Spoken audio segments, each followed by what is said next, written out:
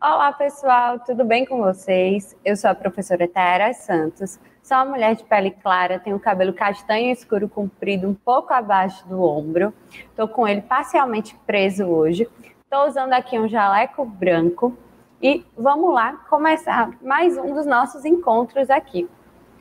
Hoje a gente vai falar sobre divulgação científica. E eu já começo com essa pergunta que eu deixei no slide para vocês. Divulgação científica, o que é isso? Vamos lá descobrir?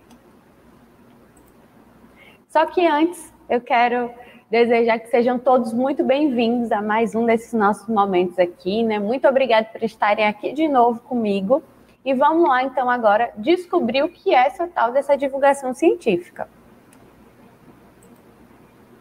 Então, vocês que estão aí do outro lado, vocês sabem o que é divulgação científica?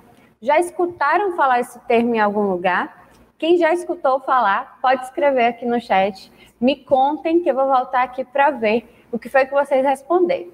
Mas quem nunca ouviu falar em divulgação científica, não tem problema, porque na aula de hoje a gente vai entender o que é isso, né? Como é que funciona essa divulgação científica, quem é que faz essa divulgação científica e para que ela serve. Vamos lá. Então, quando a gente pesquisa sobre divulgação científica, a gente acha essa definição que eu coloquei aí para vocês. Divulgação científica é uma forma de popularização da ciência que visa difundir o conhecimento científico para o público em geral. Mas por que é preciso fazer isso? Por que a gente tem que popularizar esse conhecimento científico? Então, o que é que acontece? Na maior parte das vezes, todo o conhecimento que é produzido pelos cientistas, pelos pesquisadores, ele fica restrito somente aos outros pesquisadores. Como assim? A principal forma de comunicação entre os cientistas é através disso aqui que eu coloquei para vocês, ó, que a gente chama de artigos científicos. Então, são textos que são produzidos pelos pesquisadores, né? No final de uma pesquisa, às vezes até no meio do trabalho, eles fazem esses textos de divulgação para que os outros pesquisadores, para que a comunidade científica saiba o que é que eles estão fazendo, saibam quais foram os resultados que eles tiveram naquele trabalho deles. Então, é assim que eles fazem. Só que o problema disso é que, geralmente, a população, de uma forma geral, eu, você, os nossos pais, os nossos vizinhos, a gente não costuma ler esse tipo de artigo, embora ele esteja disponível aí na internet para quem quiser ver. Então, esse conhecimento só fica entre os próprios pesquisadores. Por exemplo, aquele pesquisador que está estudando sobre Covid, vai lá e publica o artigo dele. Aí aqueles outros grupos de pesquisadores que tem, tanto aqui no Brasil quanto em outros lugares do mundo, vão pesquisar sobre o mesmo tema e vão encontrar aquele trabalho feito por aquele pesquisador. Então, eles vão conseguir, quem está estudando aquele tema vai conseguir ter acesso àquela pesquisa, aos resultados e tudo mais. Só que a população, né, a gente no dia a dia, a gente não costuma ir lá para a internet procurar esses artigos e ler sobre eles. Essa é a primeira questão. E a segunda questão, né, que também é um problema, é que a maior parte desses artigos é publicado em língua inglesa. E por que isso? Porque o inglês, como a gente já sabe, ele é a língua universal. É a língua que é falada em todos os lugares do mundo. Então, mesmo eu sendo uma brasileira, se eu quiser publicar um artigo, eu vou ter que fazer ele em inglês. Por quê? Porque isso aumenta as chances do meu artigo ser aprovado, porque a gente escreve esses artigos e submete para uma revista. Essa revista ela vai decidir se aquele nosso artigo é bom ou não para ser publicado. Se eu mandar esse artigo em inglês, em português, desculpa, provavelmente eles não vão ler.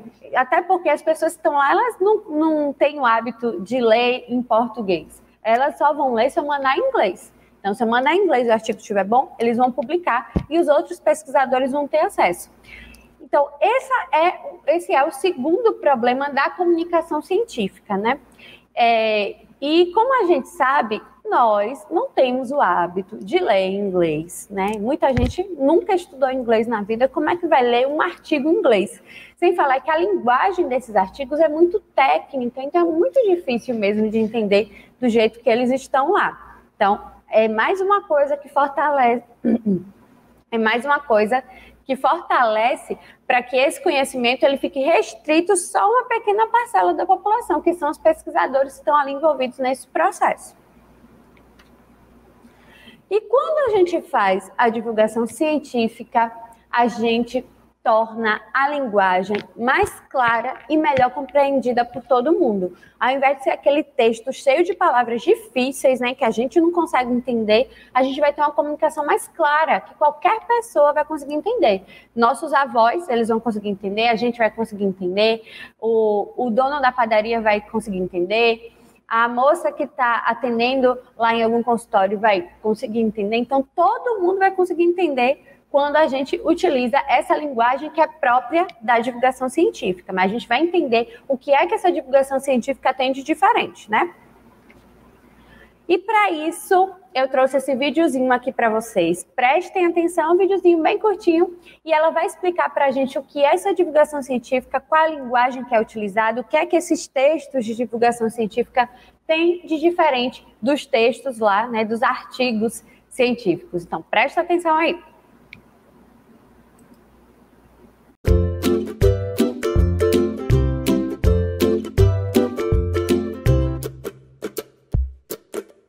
Divulgar é realizar e entregar o conhecimento de maneira a promovê-lo para grupos específicos ou gerais. No caso da divulgação científica, o foco é a ciência.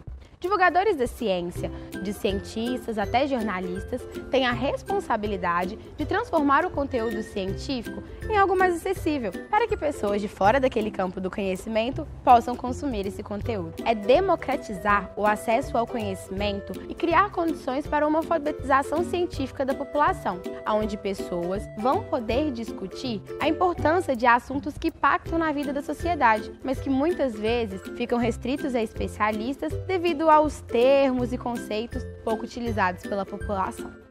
Para a divulgação científica, o conteúdo precisa ser claro e bem explicado, podendo até utilizar alguns meios mais flexíveis, como textos, áudios, infográficos e os vídeos. E ele também precisa ser veiculado em diferentes meios, como as redes sociais. Assim, é possível promover o debate e educar a sociedade como um todo, ou até um grupo mais específico, como, por exemplo, divulgar a importância da vacina da HPV para prevenir o câncer do colo do útero. Hoje, é justamente isso que o Portal Periódicos de Minas vem fazendo. Ele vem colaborando para a divulgação de conhecimentos científicos que têm sido produzidos de uma forma que a sociedade possa ter acesso. E é por isso que, se você quiser saber sobre esse e outros conteúdos, fique de olho no nosso portal www.periodicosdeminas.fmg.br/blog. Pessoal, inclusive eu indico muito para quem quiser saber mais sobre vários outros temas, esse canal aí do Periódicos de Minas. O que é que acontece? O que é que eles fazem lá? A maior parte das pesquisas científicas que são feitas no Brasil hoje são feitas dentro das universidades. E antigamente, todo esse conhecimento, que é muito mesmo, é muita gente trabalhando lá dentro, são muitos pesquisadores, todo esse conhecimento ele ficava preso lá. Só quem tinha acesso eram os professores e também os alunos que estavam inseridos ali. Hoje em dia, a gente já tem uma preocupação maior em fazer com que esse conhecimento que é produzido lá dentro das universidades chegue até a população. Até porque esse conhecimento vai fazer diferença na vida das pessoas. Por exemplo, se lá na universidade eles estão estudando um novo medicamento que vai ajudar as pessoas que estão com casos graves de Covid, é importante que a população saiba disso. Né? Se eles estão descobrindo que tem determinado alimento que está sendo muito rico em substâncias que são tóxicas para o ser humano, é importante que a população saiba para que ela não consuma mais aqueles alimentos. E pensando justamente nisso, tornar esse conhecimento que é produzido aplicável na vida das pessoas, eles estão fazendo esses meios de divulgação científica. E como ela falou, pode ser um vídeo como esse que ela fez para explicar o que é divulgação científica com a linguagem super clara, que deu muito certo para a gente entender. Pode ser um texto, pode ser uma cartilha, pode ser, pode ser várias coisas, como a gente vai ver daqui a pouco. E tudo isso tem que ter essas características. A linguagem precisa ser clara para que as pessoas que estão do outro lado, elas consigam entender aquilo que você está falando. Vamos lá. E quem produz esses textos de divulgação científica são justamente os especialistas, os pesquisadores que estão lá trabalhando com aquele assunto. Então, os pesquisadores vão ter esse desafio, porque quando a gente está lá fazendo ciência, a gente está acostumado a escrever de uma forma difícil. E eles são desafiados a produzir textos mais claros para que as pessoas consigam entender. Tanto que várias universidades também fazem, de vez em quando, uns projetos assim, explique sua pesquisa para o seu vizinho. Né? Isso é uma forma de você explicar o que você está fazendo ali dentro das universidades, mas de uma forma que qualquer pessoa possa entender. E essa prática de divulgação científica ajuda a gente a evitar a propagação das fake news. A gente viu aí nos últimos anos, com a pandemia da Covid, que foram divulgadas muitas fake news. E por que isso acontece? Porque a população acaba não tendo acesso a esse conhecimento científico. Então, as informações que acabam circulando ali na internet chegam mais rápido na população, mesmo que aquelas informações não sejam verdadeiras. Então, por isso é muito importante que os pesquisadores tenham essa consciência de pegar os trabalhos deles e tornar uma linguagem mais clara para que toda a população consiga saber e não caia nessas fake news. E como é que esse conhecimento pode ser espalhado pelo mundo? Ele pode ser em forma de livros, pode ser em forma de cartilhas, pode ser através do Instagram. Quem tem Instagram aí pode pesquisar a hashtag divulgação científica, que vocês vão encontrar muitos trabalhos muito legais. Tem gente que faz sobre insetos, tem gente que faz sobre planta, tem gente que faz divulgação científica sobre doenças. Então, tem muito texto, muita coisa boa sendo divulgada nas redes sociais. A gente tem que pensar que as redes sociais, embora elas sejam feitas para entretenimento, mas elas também podem ser feitas para a gente aprender, né? Uma forma de aprendizagem. Tem muito conteúdo bom sendo divulgado lá, seja forma de riso, uma forma divertida, seja um post mesmo com a linguagem clara. Além disso, a gente também pode fazer divulgação científica através de programas de rádio, através de páginas de blogs, fazendo vídeos como essa moça que apareceu aqui para a gente. Então, são diversas as formas que isso pode acontecer. Agora, vamos lá para um textinho de divulgação científica e depois a gente vai analisar cada partezinha desse texto. Vamos lá, deixa eu ler para vocês ele. Cientistas descobrem que animais usam dialetos para se comunicar. Alguns animais utilizam dialetos para se comunicar, como as baleias, os golfinhos, as abelhas e as aves, afirmou a revista alemã de divulgação científica PM Magazine, em sua edição de setembro. Este é outro aspecto mais em comum entre a forma de comunicação humana e dos animais, descoberta recentemente pela comunidade científica. Os golfinhos inventam diferentes assobios para se comunicar, segundo cientistas. Um exemplo dos diferentes dialetos ocorre com o estrelinha de polpa. Aí tem aí entre parênteses o nome científico dele, que é o Regulus regulus. Um pássaro de pequeno porte, caracterizado por ter uma mancha amarela na cabeça e cujo piar difere no tom de seus congêneres na China. No caso dos golfinhos, animais que teriam uma inteligência parecida com a dos homens, os cientistas comprovaram que inventam diferentes assobios para se comunicar. Um grupo de pesquisadores da Universidade St. Andrews, na Escócia, demonstrou que os golfinhos têm a capacidade de conversar sobre um terceiro animal que não está presente. O corvo, ou tuim da Colômbia, que é o Forbus conspicillatus, por exemplo, usam nomes personalizados para se chamar entre si. Além dos acústicos, alguns animais também utilizam outros meios de comunicação. É o caso das aranhas macho, que usam a rede tecida por uma fêmea para perguntar se podem se aproximar dela, já que dependendo do ritmo como andam pelos fios, podem ser confundidos com uma presa. Esse texto eu tirei lá desse site que está aí, que é o Brasil Escola. Agora vamos lá analisar esse texto. Vamos lá. Primeiro, vocês conseguiram entender a ideia geral desse texto? A ideia principal dele é a comunicação entre os animais, né? Os animais entre eles e deles com outros animais. E, então, essa é a ideia principal e é o que está logo no primeiro parágrafo desse texto. Alguns animais utilizam dialetos para se comunicar com as baleias, os golfinhos, as abelhas e as aves, afirmou essa revista alemã aí. Então, a ideia principal é a comunicação entre os animais. Agora, vamos lá. Segunda coisa que tem nesse texto de divulgação científica, as vozes de autoridade. O que é isso? São aquelas informações que vão ter ali no texto e elas vão validar essas informações. São coisas assim, ó, quem fez essa pesquisa foi tal instituto, então esse instituto é confiável. E o que é que tem no texto que indica isso? Aqui em cima no primeiro parágrafo, quando ele dá a ideia principal do texto, ele fala, afirmou a revista alemã de divulgação científica PM Magazine. Então ele está dizendo quem foi que disse isso, que esses animais utilizam dialetos. E logo aqui embaixo ele fala, um grupo de pesquisadores da Universidade de St. Andrews, na Escócia. Então ele já está dizendo quem fez a pesquisa. Quem fez essa pesquisa aqui com os golfinhos foi esse instituto. Então a gente vai lá, pode dar uma pesquisada para saber se esse instituto existe, né? Se essa revista de divulgação científica existe, para saber se isso é confiável mesmo.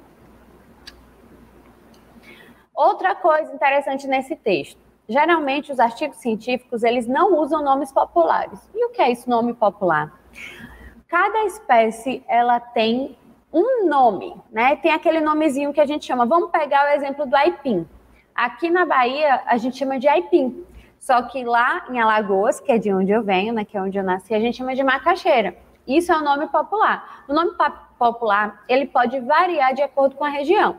Então, aqui chama de um jeito, lá chama de outro. Isso, muitas vezes, pode gerar uma confusão, porque quem está lá em Alagoas e não sabe que aipim é macaxeira vai ficar sem saber o que é. E quem está aqui na Bahia e não sabe que macaxeira é aipim também vai ficar, como assim? Do que é que essa pessoa está falando? Esse problema de usar nomes populares. Por isso que na ciência a gente usa os nomes científicos, que é esse nome que está aqui entre parênteses, ó, o regulus regulus. Nos textos científicos, a gente usa os nomes científicos das espécies para falar sobre ela, porque é uma forma de garantir que qualquer pessoa, qualquer pesquisador, em qualquer lugar do mundo, consiga saber do que eu estou falando. Mas, como a gente está falando de divulgação científica, de um texto de fácil compreensão, a gente precisa colocar os nomes populares. Por quê? Porque a população não sabe o nome científico daquela espécie. Se eu disser assim, um exemplo dos diferentes dialetos ocorre com o regulus regulus. Quem é que vai saber que o regulus regulus é o que chama de estrelinha de polpa, essa ave que chama de estrelinha de polpa? Ninguém vai saber. Então, isso é uma característica importante, que sempre tem os nomes populares nesses textos de divulgação científica. E, por fim, a gente pode dizer sim, que a linguagem desse texto ela é simples, ela é clara, ela é objetiva e ela é acessível para qualquer pessoa. Qualquer pessoa que lê esse texto vai conseguir entender do que a gente está falando, vai entender o que foi que os pesquisadores descobriram com essas pesquisas que eles estão fazendo. Então, isso fica muito claro. Agora, a gente vai ver aqui um exemplo de vídeo feito para divulgação científica. Como assim? O INPA é um instituto que é aqui do governo federal, né, regulamentado pelo governo federal, e ele chama Instituto Nacional de Pesquisas da Amazônia. E lá no INPA eles desenvolvem vários trabalhos para saber como é que está a situação da Amazônia aqui no Brasil, né? Então eles fazem estudos sobre os animais que estão lá, sobre desmatamento, sobre várias coisas. E para divulgar para a população o que é que eles fazem lá dentro do instituto, eles prepararam esse vídeo. Então eu vou colocar ele para vocês aí, preste atenção.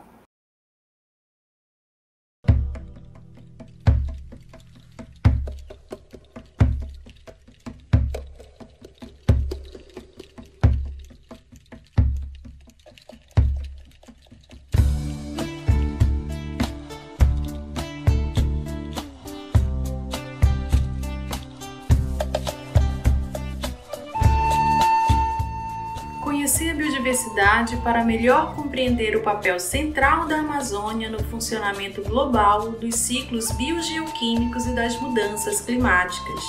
Esses são os grandes desafios do INPA, Instituto Nacional de Pesquisas da Amazônia, órgão do Ministério da Ciência, Tecnologia e Inovações. A missão do Instituto é gerar e disseminar conhecimentos e tecnologias e capacitar recursos humanos para o desenvolvimento da Amazônia. Sua visão é ser um instituto moderno, reconhecido pela comunidade científica nacional e internacional e pela sociedade brasileira, pela relevância de suas pesquisas sobre a Amazônia e reconhecido como fornecedor de subsídios para as políticas públicas de desenvolvimento regional. O INPA foi criado em 1952 e implantado 2 anos depois, com sede inicial no pequeno imóvel na Rua Simão Bolívar, centro de Manaus.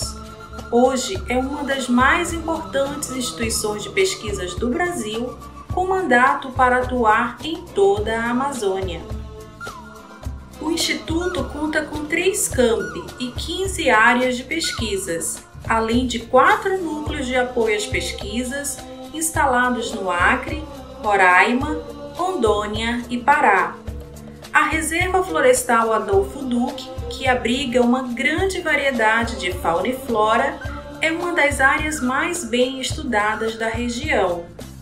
Em 6 décadas de atuação, o INPA tornou-se um dos maiores centros de estudos em biologia tropical, e muito do que se conhece hoje da Amazônia se deve ao árduo trabalho de pesquisadores e colaboradores nacionais e internacionais. O DNA do INPA concentra-se em 4 focos de pesquisa: biodiversidade, dinâmica ambiental, tecnologia e inovação e sociedade, ambiente e saúde, todos alinhados à Estratégia Nacional de Ciência, Tecnologia e Inovação. Conhecer a biodiversidade para cuidar e usar com responsabilidade, integrar pesquisas ecológicas, fortalecer instituições e coleções biológicas e criar uma rede de compartilhamento de dados robustos. Essas informações servem de base para a tomada de decisões, bioprospecção e educação. Realizamos pesquisas para a conservação da biodiversidade ameaçada, a exemplo dos projetos Tartaruga da Amazônia e Gavião Real. Em parceria com a AMPA, realizamos os projetos Peixe-Boi da Amazônia e Boto. Eles vêm transformando comunitários em agentes protetores. Parte dessa história está armazenada nas nossas coleções científicas biológicas, que funcionam como bibliotecas de registros de nossa biodiversidade. Procuramos prevenir impactos ambientais, identificar causas de vulnerabilidades e promover o desenvolvimento sustentável.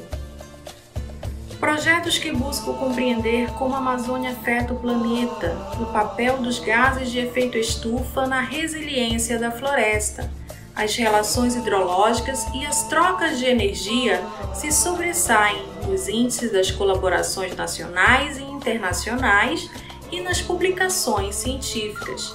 Alemanha, Estados Unidos, Reino Unido e Japão são fortes parceiros nessa jornada. O Observatório da Torre Alta da Amazônia, o Projeto ATO, é uma dessas grandes parcerias. Está instalado em um sítio experimental dentro da Reserva de Desenvolvimento Sustentável do Atumã, a 150 quilômetros de Manaus.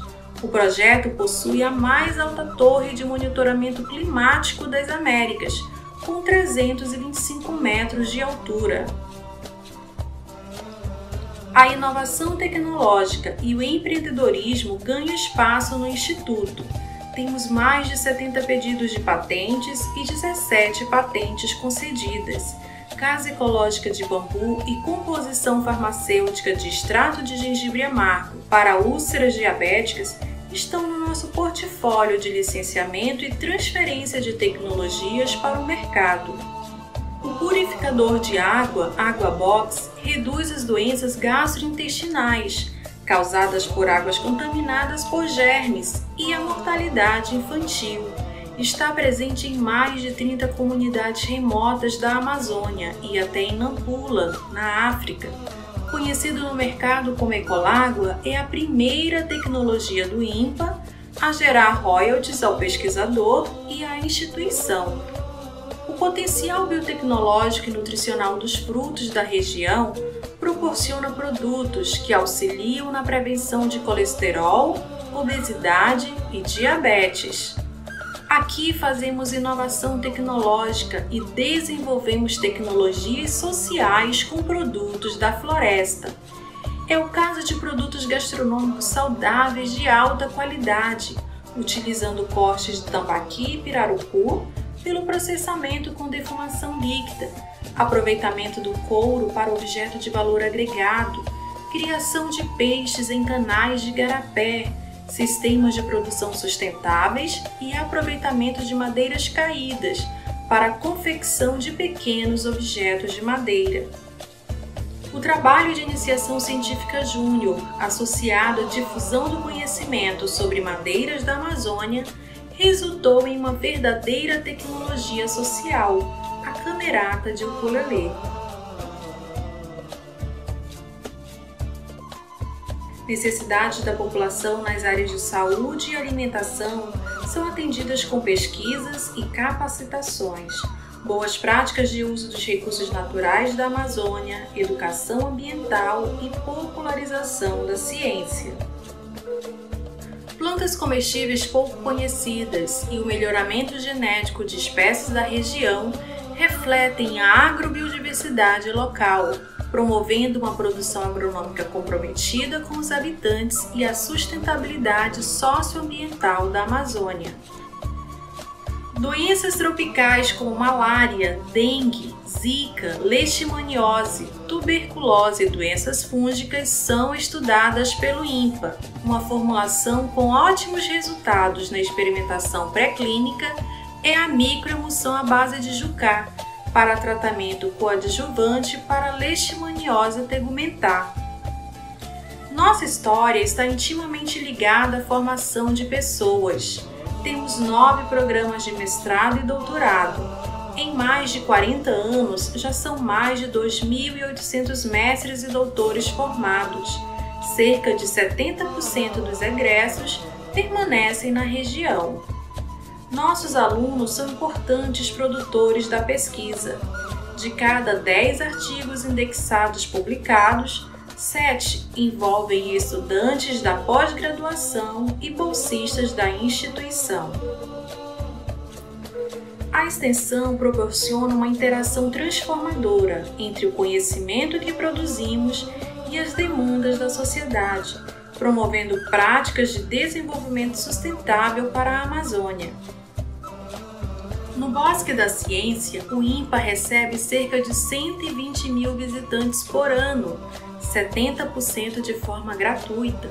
Apresenta um roteiro educacional e turístico para despertar a sensibilização ambiental e promover a popularização da ciência com projetos como o Circuito da Ciência e o Museu na Floresta.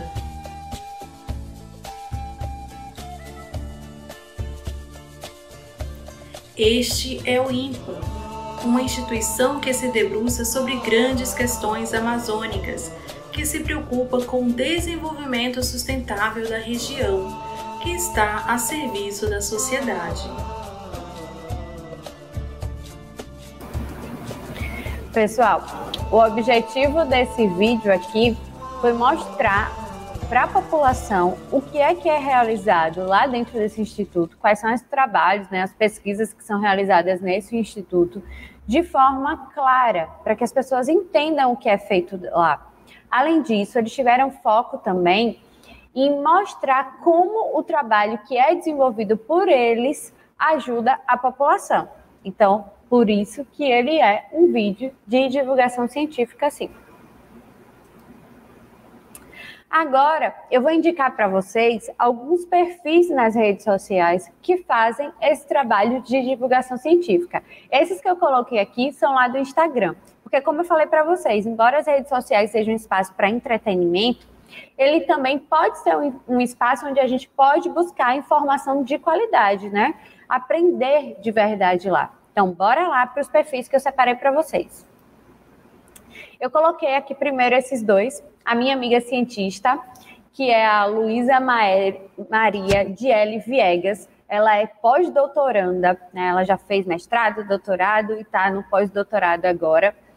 ela faz um trabalho de divulgação científica relacionado a mudanças climáticas. Ela já trabalhou também com herpetologia e muitas outras coisas lá. Ela divulga todo esse trabalho no perfil dela, que é esse @ que eu deixei aí para vocês.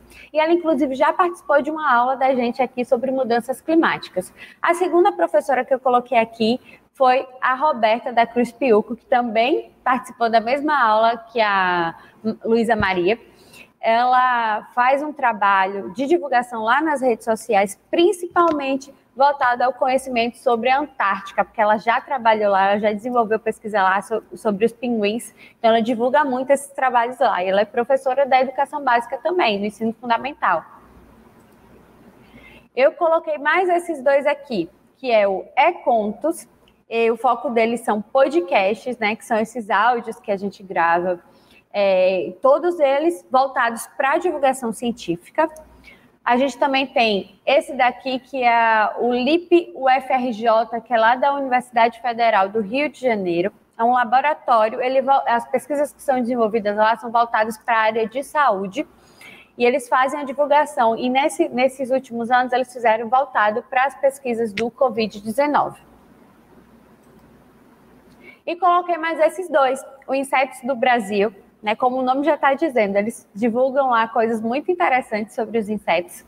E também esse daqui, Nunca Vi um Cientista, que é muito legal, eu não conhecia, conheci pesquisando, né, na verdade por indicação de alguns colegas, e é muito bacana, né? Ele traz muita coisa sobre a ciência, não tem um foco, um assunto principal, ele traz várias coisas sobre ciência lá. Então, se vocês querem aprender mais sobre ciência de uma forma geral, pesquisem esses Instagrams aí, que vocês vão se inspirar muito e aprender muita coisa. Espero que vocês tenham gostado do nosso encontro de hoje. A gente vai se ver muito em breve, porque a gente tem muitas aulas aqui ainda para conversar, e que vocês tenham bons estudos por aí. Espero que vocês agora já saibam o que é divulgação científica e se sintam motivados para pesquisar sobre isso aí nas redes sociais, na internet de uma forma geral. Eu fico por aqui e até o próximo encontro, gente. Tchau, tchau.